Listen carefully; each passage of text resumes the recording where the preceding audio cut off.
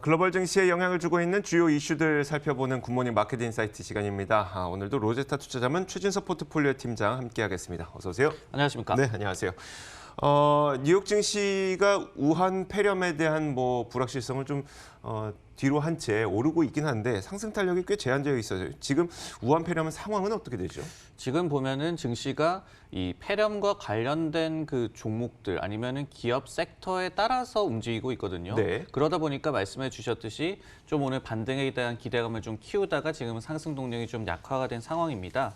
그 사태 자체에 대해서 좀 말씀을 드리자면은 현재 진행형이죠. 확진자가 약 한 550명으로 지금 확인이 되고 있고 사망자도 17명으로 지금 늘었다는 소식이 나타나고 있는데 하지만은 이런 사태가 계속해서 진행되고 있는 것과 별개로 중국 당국의 어떤 총력 대응 의지에 대해서 시장이 좀 긍정적인 평가를 내렸고요. 그리고 특히 장 초반에 관련주가 일제히 좀 반등을 하면서 증시도 좀 반등 기대감을 키웠던 것 같습니다.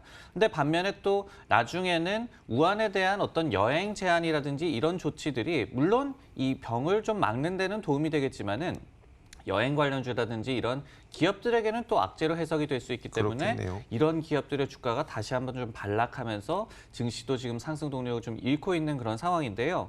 일단은 이제 중국 정부가 우한 폐렴을 사스라든지 메르스에 해당하는 을류 전염병에 지정을 했습니다. 근데 대응책은 혹사병이라든지 아니면은 이 콜레라 등의 감류 전염병으로 분류를 했어요. 무슨 얘기가 되냐면은 이 전염병의 그 자체 수준은 그렇게 위중하지는 않은데 네. 대응은 상당히 좀 이 강력하게 할 거라는 의지를 내비친 셈이 되겠죠.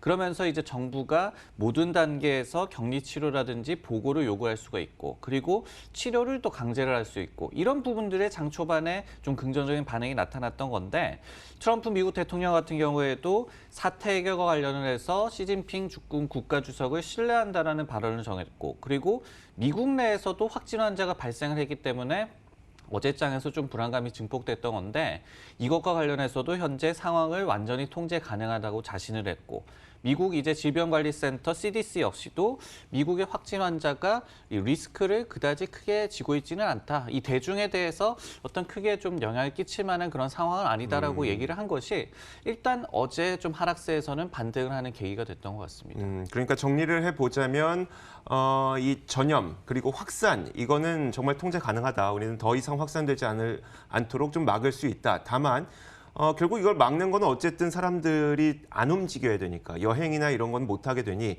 이 관련 기업들의 주가는 좀 상승 동력이 제한될 수밖에 없는 그런 상황인 거네요. 맞습니다. 네. 전반적인 투자 심리는 회복됐지만 말씀해 주셨던 그런 여행 관련주라든지 아니면 수송 관련주라든지 이런 네네. 기업들의 주가 흐름이 다소 좀 일중에 흔들리고 있기 때문에 증시가 뚜렷한 방향성을 찾지는 못하는 것 같습니다. 그럼 지난 밤 사이에 나오고 있는 경제 지표는 좀 어떤 수준이었을까요? 일단은 이 경제 지표 호조세가 이어지는 것 역시도 투자 심리를 회복시키는 데는 상당히 좀 많이 네. 도움이 됐습니다. 미국에서 주택 지표가 또 한번 발표가 됐죠. 지난해 12월에 기존 주택 판매가 3.6% 전월 대비해서 증가를 하면서 554만 채로 집계가 됐다고 하는데요. 컨센서스가 1.5% 증가에 불과했기 때문에 상당히 괜찮은 수치가 좀 나왔다고 분석이 되고 그리고 YOY 기준으로도 10.8%나 증가를 하면서 6개월 연속 증가세를 이어오고 있습니다. 이렇게 미국의 주택 지표가 최근에 잇따라 좀 좋게 나오다 보니까 올해 주택 시장이 어떤 미국 경제의 성장세를 좀 이끌지 않을까라는 기대감이 좀 고조가 되고 있는데 그림을 한 가지 준비를 해봤습니다. 통상적으로 보면요. 지금 이게 뭐냐면은 미국에서의 단일 세대, 그러니까 싱글 패밀리 주택 허가 건수 추이를 놓고 본 주택 경기의 그런 추이가 되겠습니다. 근데 지금 보시면은 왼쪽에 나오고 있는 것이 2 years, 3 years, 4 years 뭐 이렇게 나오는 것이 뭐냐면은 네. 주택 경기가 확장세를 보였던 게 통상적으로는 한 2년에서 5년 정도의 사이클을 보여왔다는 점이죠. 하지만 금융위기 이후에 지금까지 이어져 오고 있는 미국의 주택 경기 확장세는 9년 차에 접어들었어요. 네. 이렇게 주택 시장의 회복세는 좀 장기간 지금 이어져 오고 있기 때문에 일단 미국 경제에서 물론 소비도 괜찮은 모습을 보여주고 있지만은 새해 들어서 그러니까 지난해 말미에 주택 지표가 일제히 좀 호주세를 나타내는 것은 네네. 새해 들어서의 어떤 주택 시장 위주의 경제 성장을 기대케 하는 요소지 않나라는 생각이 듭니다. 알겠습니다. 이렇게 지표가 좋아지게 되면 채권 가격은 떨어지고 채권 금리는 올라야 하는데, 자, 오히려 그 채권 금리, 그러니까 국채 금리가 다시 하락을 하고 있어요. 국채금리 하락세를 좀 더 다시 한번 좀 지켜볼 때가 된 것 같습니다. 네네. 어떤 불안한 심리를 그대로 좀 대변한다라고 보여지는데 말씀을 해주셨듯이 지표가 좋게 되면은 앞으로의 성장이라든지 인플레이션에 대한 전망이 또 올라가기 때문에 국채금리 상승세에 반영되는 그런 경향도 있죠. 하지만은 오늘 같은 경우에는 반등 시도 후에 다시 한번 10년물 국채금리가 지지부진한 흐름을 보였는데요. 최근에 이제 미국의 10년물 국채금리가 다시 한번 1.8%를 하회하면서 지난 12월 초 이후에 지금 최저치까지 떨어져 있는 상황입니다. 근데 표면적으로는 역시 중국의 우한 폐렴과 관련한 좀 불안감 때문에 단기적으로 안전자산 국채로 좀 수요가 몰리고 있다. 이렇게 분석을 할 수가 있겠지만은 이런 추세가 이어질 경우에는 저희가 다시 한번 어떤 안전자산과 위험자산 간의 그런 싸움 아니면 어느 쪽으로 자금이 쏠릴 것인가에 대한 대비를 좀 해야 될 때가 곧 오지 않을까라는 생각이 네. 드는데요. 반면에 또 뱅크 오브 아메리카가 오늘 밝힌 바에 따르면은 개인 투자자들이 지난주에 8주 연속으로 주식을 매도하던 것에서 매수로 또 돌아섰다라고 하거든요. 이렇게 아직까지는 좀 다소 엇갈린 그런 시그널이 나타나고 있기 때문에 네. 이런 이 머니 무브라고 또 얘기를 하는데 어느 쪽으로 갈지는 좀 더 두고 봐야 될 것 같습니다. 알겠습니다. 큰 자금 흐름은 저희가 좀 지켜보도록 하겠고, 개별 기업들의 이익이 발표되는 어닝 시즌이다 보니까 개별 기업의 그 이익이 얼마나 성장했는지 그리고 앞으로 얼마나 성장하게 될 것인지 이쪽에도 굉장히 관심이 높습니다. IBM이 어제 장 마감한 이후에 실적 발표를 했고 실적이 좋아서 시간외 거래에서도 급등을 했었는데 어느 정도 이 급등세는 계속 유지가 되고 있네요. 맞습니다. 그리고 전체적인 어떤 기술주의 또 상승세를 IBM의 코실적이 좀 이끄는 그런 모양새였는데요. IBM의 이 실적 수치 일단은 좀 살펴보도록 하겠습니다. EPS가 컨센서스 4.69달러를 넘어서는 4.71달러로 나왔고요. 매출 같은 경우에도 컨센서스를 좀 넘어서는 217.8억으로 지금 나왔는데 네. 헤드라인 넘버가 굉장히 좀 양호했죠. 그리고 무엇보다도 지금 보시면은 매출이 전년 동기 대비해서 0.1% 늘었습니다. 굉장히 적은 증가율이기는 하지만은 IBM 같은 경우에는 이렇게 6개 분기 만에 처음으로 매출이 성장세를 기록을 했습니다. 그 이전 5개 분기 같은 경우에는 매출이 마이너스 성장을 기록을 했었기 때문에 이렇게 턴어라운드를 기록한 것에 시장이 좀 환호를 했다라고 보여지고요.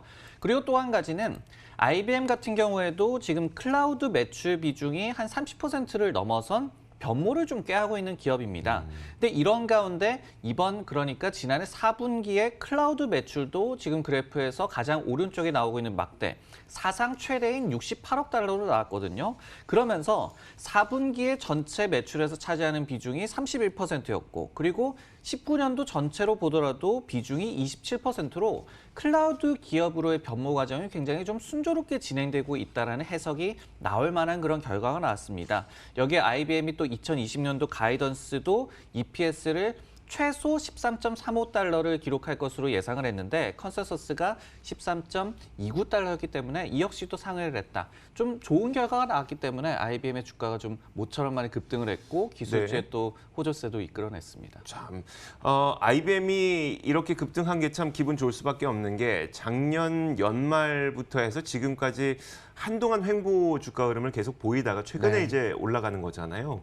맞습니다. IBM 같은 경우에는 지난해 같은 경우에도 이런 턴어라운드에 대한 기대감이 물론 있었기 때문에 주가가 한 23% 정도 올랐어요. 네. 근데 이제 시장 전체로 보면은 상당히 좀 언더퍼폼을 했죠. 그리고 지금 말씀을 해주셨듯이 최근 몇 달간도 계속해서 좀 횡보 흐름을 보여왔거든요. 그렇기 때문에 이번 실적 호조로 인해서 주가가 큰 폭으로 반등하기는 했지만은 이번 실적이 과연 부정적인 심리를 완전히 좀 되돌려 놓기에 충분한가에 대해서는 아직까지는 좀 의견이 엇갈리고 있는 것 같습니다. 실제로 웨드부시라는 IB에서는 비즈니스 서비스 부문, 그러니까 IBM도 이런 컨설팅 부문도 좀 영위를 하고 있거든요. 이런 사업에서의 어떤 약세를 이유로 비관론을 좀 유지를 했고요. 중립 의견을 유지를 했습니다. 그리고 다만 중립 의견을 유지하면서 네. 목표 주가 155달러도 유지를 했습니다. 반면에 또 실적 발표 직전에 목표 주가를 내렸던 모건 스탠리 같은 경우에는 목표 주가를 다시 한번 155달러에서 164달러로 재차 상향 조정을 했어요. 그러면서 최근에 IBM이 인수를 했던 오픈소스 기업 레드햇과 관련한 매출이 굉장히 좋은 것에 대해서 긍정적인 평가를 내렸습니다. 시티그룹 역시도 목표 주가를 140에서 155달러로 상향 조정하면서 어떤 좀 희망을 제시를 했거든요. 다만 이렇게 이 목표 주가를 올린 IB들의 대부분의 의견도 아직까지는 중립입니다. 네. 그렇기 때문에 이번에 반전의 계기를 마련하기는 했지만은 아직까지 월가에는 좀 경계 심리는 남아있다 이렇게 정리를 할 수가 있겠습니다. 뭐 IBM에 대해서는 그렇다고 하더라도 IBM의 실적 덕분에 그런지 기술주들의 움직임은 좋았었잖아요. 그런 게 시장 전체에도 굉장히 좀 도움이 됐죠. 네. 왜냐하면은 S&P 500 지수 구성하는 업종 중에서 기술주가 가장 비중이 높지 않습니까? 네.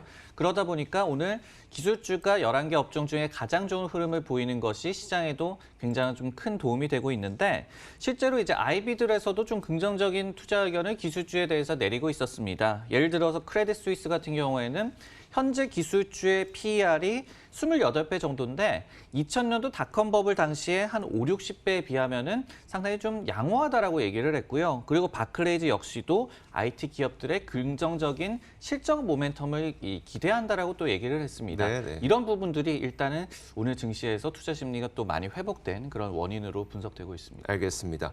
자, IBM 실적 발표한 것에 대해서 살펴봤고요. 특징 종목 한 가지 볼 텐데 AT&T를 들고 오셨네요. AT&T가 오늘 보니까 1.5% 정도 시장 수익률에 비해서 훨씬 더 좋은 수익률을 보이고 있어요. 네, 실적과 무관한 기업 중에서 좀 많이 움직임 종목을 찾다 보니까 네. 이 AT&T를 좀 갖고 왔는데요. 도이체방크에서 매수 커버리지를 게시를 했습니다. 그러면서 목표 주가로 44달러, 그러니까 한 13% 정도의 업사이드를 본 그런 투자 의견을 제시를 했는데 동사가 통신과 미디어 사업 모두 특출난 스케일을 갖추고 있다라고 평가를 했습니다. 그러면서 전통적인 통신 사업 외에도 위성 TV라든지 아니면 영화, 콘텐츠, 스트리밍 서비스 등의 광범위한 사업 분야에 대해서 긍정적인 평가를 내렸고요. 네. 또 이제 흥미로운 거는 AT&T 하면 항상 따라 붙는 것이 버라이즌 아니겠습니까? 그렇죠. 이 경쟁사 버라이즌 대비해서 최근 1년간은 주가가 좀 아웃퍼폼해왔다라고 얘기를 하면서 AT&T가 그만큼 주주 환원 노력도 굉장히 잘해왔다라고 강조를 했습니다. 이 AT&T와 버라이즌은 이 올해 초 현재로 좀 기준을 잡았을 때 네네. AT&T가 지금 미국에서 한 16개 도시 그리고 버라이즌은 30개 도시 이상에서 5G 서비스를 개시를 했습니다. 그러면서 이 본토에서 굉장히 5G 서비스 관련한 경쟁을 하고 있는데 투자 의견을 좀 낼 때도 이렇게 같이 내는 그런 세트로 움직이는 그런 모습을 보여주고 있네요. 알겠습니다. AT&T가 사실 뭐 이렇게 통신주로만 알고 있지만 스트리밍 서비스도 이제 출시를 아마 5월쯤에 할 걸로 예상이 되고 있고 또 우리나라 분들에게는 아마 배당킹으로 굉장히 또 인기가 있는 종목이기 때문에 관심이 가는데 AT&T에 대한 그 투자 매력도는 어떻습니까? 일단은 AT&T 같은 경우에는 또 얼마 전까지만 하더라도 전체 비중의 한 42% 정도 차지하는 무선 통신 사업 외에는 좀 펀더멘털이 약하다는 지적이 좀 많았죠. 네. 하지만 이제 방금 말씀을 해주셨듯이 올해 5월에 출시가 되는 HBO Max 스트리밍 서비스죠. 근데 여기에 왕좌의 게임도 있고 빅뱅 이론도 있고 이렇게 콘텐츠가 좀 빵빵하게 있기 때문에 좀 기대감이 있고요. 실제로 이 사측에서도 2025년까지 가입자 최대 9천만 명을 좀 기대를 하면서 굉장히 큰 기대감을 좀 표출을 하고 있습니다. 여기에 5G 본격 상용화에 또 수혜를 받을 통신주이기 때문에 어떻게 본다면은 5G와 스트리밍 서비스 이 두 개 모멘텀을 동시에 가져갈 수 있는 유일한 기업이다 이렇게 좀 볼 수가 있겠고요. 네. 배당킹이라는 말씀을 해주셨는데 역시 시가 배당 수익률이 5%를 넘어가는 상당히 좀 배당 매력이 높은 그런 기업이 되겠고 이렇게 좀 호재가 많기 때문에 지난해 주가가 한 45% 정도 상승을 했습니다. 그럼에도 불구하고 또 밸류에이션이 한 PER 10배 내외 정도로 저렴하다라는 장점도 있겠고 결국은 이제 성장이 담보가 되지 않는다면은 네네. 결국은 이 경기 방어주적인 성격을 가진 통신주의 한계를 못 벗어날 것이다 이런 또 경계론도 있고 어떤 태생적인 한계도 있지만은 나름대로의 또 매력은 갖고 있는 그런 기업이라고 볼 수가 있겠습니다. 그러네요. 저는 또 이제 빅뱅이론을 굉장히 좋아하다 보니까 여기에 관심이 갑니다. 자, 좋습니다. 이제 저희가 시장 평가 한번 내려봤고요. 미국 시장 잠시 후에 마감됩니다. 마감 종가 확인하고 돌아오도록 하겠습니다.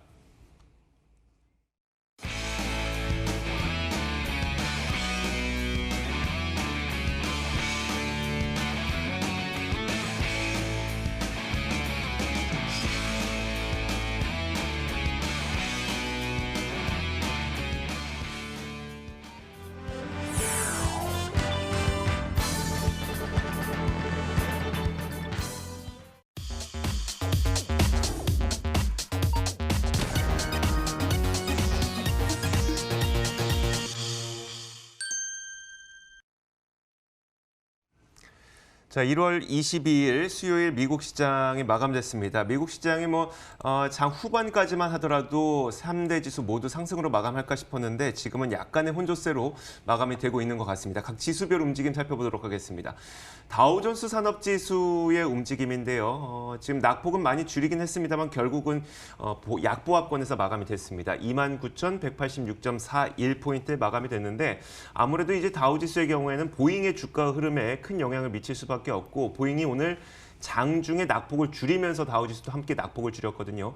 근데 이게 그 큰 영향을 결국은 미치지 못한 것 같습니다.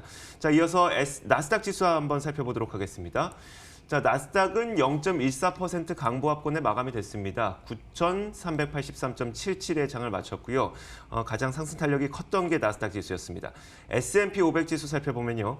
마찬가지로 강보합권입니다. 3,321.78선에 오늘 장을 마쳤습니다. 자, 이제 시장 전체적인 이야기를 한번 내려보도록 하겠습니다. 결국은 좀 혼조 양상을 보였네요. 네, 어떤 반등의 기미는 나왔지만은 아직까지는 좀 불확실성이 있다 이렇게 좀 정리를 할 수가 있겠습니다. 일단은 중국 정부가 이번에도 어떤 이 사태의 심각성을 좀 은폐를 한다거나 이런 의혹이 있기는 하지만은 그래도 시장은 계속해서 좀 강력 대응 의지 그리고 중국 정부에 대해서 좀 신뢰를 보여주고 있거든요. 이런 부분들이 오늘 좀 반등에 대한 기대감을 키웠는데. 다만 이제 또 춘제를 앞두고 있기 때문에 굉장히 좀 이동 인구도 많아지고 또 이 사태가 어떻게 진행이 될지 그리고 어떤 중국 정부의 대응도 어떻게 진행될지 아직은 좀 모르는 상황이기 때문에 증시가 좀 쭉 앞으로 가기에는 좀 부담감이 있었던 것 같네요. 네, 알겠습니다.